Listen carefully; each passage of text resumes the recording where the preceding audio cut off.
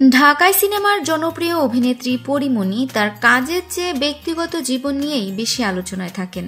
সম্প্রতি গুঞ্জন ছড়িয়েছে তরুণ গায়ক শেখ সাদির সঙ্গে আবারও নতুন করে প্রেমে মজেছেন এই নায়িকা। তবে এরই মাঝে সামাজিক যোগাযোগ মাধ্যমে এক আবেগ ঘন পোস্ট দিয়েছেন তিনি, তুলে ধরেছেন নিজের একাকিত্বের কথা।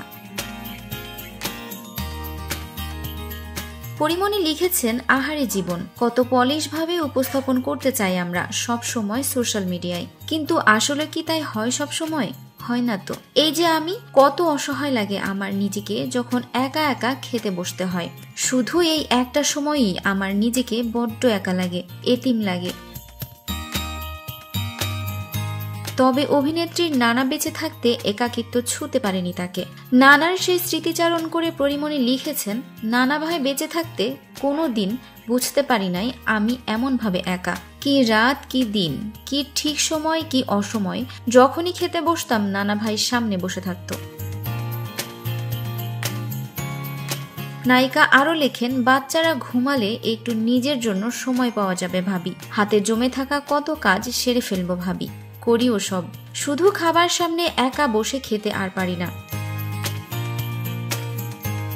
শেষে লিখেছেন, রোজার সময়ে আজ আর সেহরি বা ইফতারে কোনো আয়োজন থাকে না আমার। আমি সব শোয়ে নতুন করে বাঁচার মানুষ বরাবরই।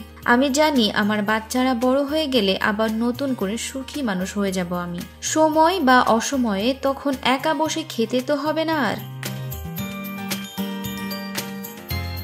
এদিকে পরীমণির এমন পোস্ট দাগ কেটেছে তার ভক্তদেরও। অনেকে অনেকভাবে তাকে কমেন্টে সান্ত্বনা দেওয়ার চেষ্টা করেছেন। এক ভক্ত লিখেছেন, ছায়াকে সঙ্গী করে নিন, ভালোবাসার মানুষের অনুভূতি উপলব্ধি করুন, এই পৃথিবীতে সবাই একা। আরেকজন লিখেছেন, আপু তুমি আমার খুব পছন্দের একজন, তুমি কখনোই একা না, আমরা তোমার পাশে আছি। সো ভিউয়ার্স, ভিডিওটি ভালো লাগলে লাইক কমেন্ট শেয়ার করে আমাদের সাথে থাকবেন। আর এখনও যারা চ্যানেলটি সাবস্ক্রাইব করেননি তারা অবশ্যই চ্যানেলটি সাবস্ক্রাইব করবেন। কথা এন্টারটেইনমেন্ট, আমি আরিফিন ফারা।